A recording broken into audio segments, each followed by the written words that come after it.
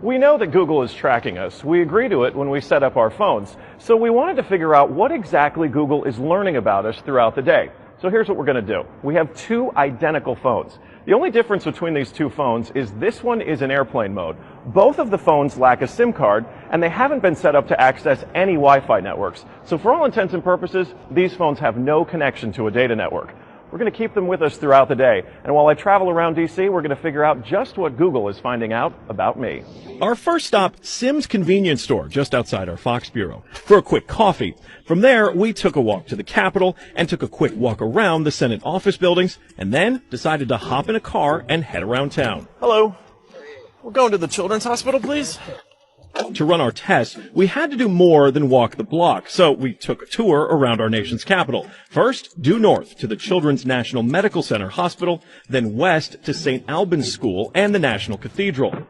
Our tour around town was a 14-mile journey that lasted more than an hour. The entire time, the phones had no access to the internet. Oh my God. Not a Wi-Fi connection and not any cellular data service. It almost seemed quaint to assume that Google wouldn't even be able to collect data on me. Let's head back to the Bureau, my friend. Oh, that church is beautiful.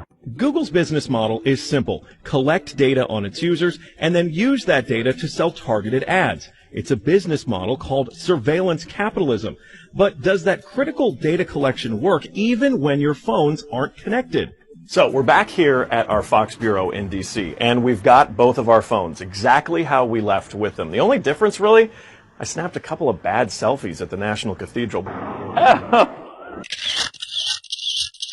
But otherwise, they have stayed in my pocket for the entire day. So let's find out what they know.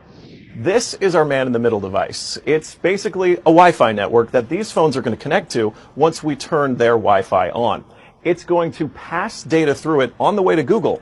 But on the way, we're actually going to get a copy of the same data that Google's going to get. We'll be able to decrypt it and then find out where we've been throughout the day. Within minutes, the numbers rolled in. The phone that wasn't on airplane mode registered more than 100 locations, 130 activities, and even 152 barometric readings.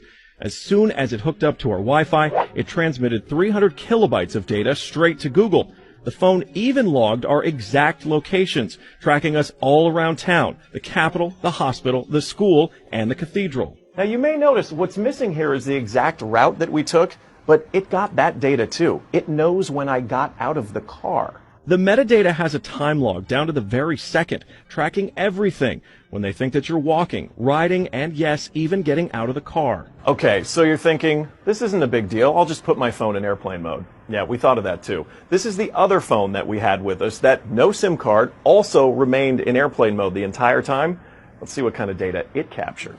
The phone with airplane mode activated actually logged more locations and activities than the other phone, and it also transferred hundreds of kilobytes of data to Google as soon as it was activated. The only thing that's missing from this map is our stop at the Children's Hospital, but it still knows we were there. There it is. Exiting vehicle, 100% accuracy. Through complicated user agreements and free software, Google gets users to sign away their privacy for nothing. They're even following you in the places that most people would expect total privacy. Government buildings, a children's hospital, a private school, a church. Every move you make, every step you take, Google is watching you.